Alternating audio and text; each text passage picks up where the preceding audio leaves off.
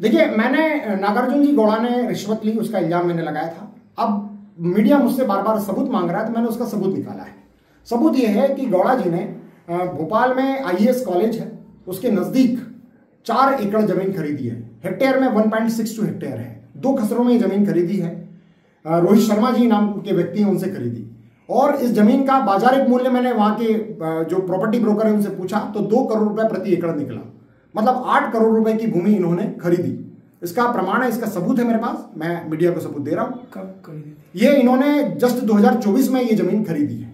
ठीक है, तो इसका प्रमाण मैंने मीडिया के सामने रख दिया। मतलब रिश्वत उन्होंने मेरे सामने तो लेंगे नहीं, लेकिन उस रिश्वत के पैसे से जो जमीन खरीदी है उसका प्रमाण मैं मीडिया के सामने रख रहा हूं। और साथ ही मैं और बताऊंगा आपको कि इस केस में इन्होंने बहुत हेरफेर की है। जो ऑर्डर है उसमें मैंने देखा कि कई चीजों को इन्होंने अनदेखा कर दिया।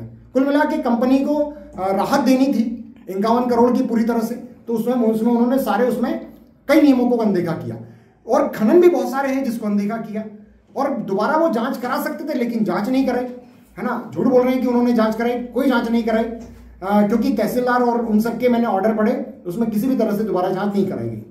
तहसीलदार साहब ने जो मेजरमेंट किया, जो वो पूरा जो किया था, उसको भी उन्होंने बिल्कुल नकार दिया। जो राजस्व निरीक्षक थे उसको भी नकार दिया। जो सामने वाले 5 के वकील साहब ने जो स्वीकार किया कि इतना खनन हुआ, बस उसी को उन्होंने ऑर्डर में स्वीकार किया। मतलब अपने तहसीलदार, अपने पटवारी, सबको नकार दिया उन्होंने। केवल जो सामने वाले वकील ने जो किया था, स्वीकार किया, उसी को उन्होंने स्वीकार किया, उसी पे उन्होंने पेनल्टी लगाई। आपने कोई एनजीटी का भी जिक्र किया? हाँ, मैं आपको एक और बात बताना चाहूंगा कि इसी लोकेशन पर कुछ किसान ऐसे हैं जिन्होंने एनजीटी में भी केस फाइल किया। उन किसानों को एनजीटी ने राहत देते हुए 5 के ऊपर 3.5 करोड़ का फाइन लगाया। मतलब एनजीटी 3.5 करोड़ का फाइन लगा रही है और गौड़ा जी कह रहे हैं कि खनन हुआ ही नहीं है। कैसे हो सकता है? तो अच्छा, आप कहीं अपील में गए कि इसको लेकर कहीं? जी, मैं अभी तक इसके पूरे लाइव लोकेशन से मैंने सबूत इकट्ठे किए। मैंने ड्रोन से सारे शूट कराए, सारे वीडियोस नकदी पूरी मैंने कराई है। इसके बाद अब ये सारे प्रमाण लेकर मैं जा रहा हूं ईओडब्ल्यू। कल मैं ईओडब्ल्यू में इसकी शिकायत दर्ज कराऊंगा और साथ ही जो भी इसकी संस्थाएं उसमें इसकी शिकायत दर्ज कराऊंगा।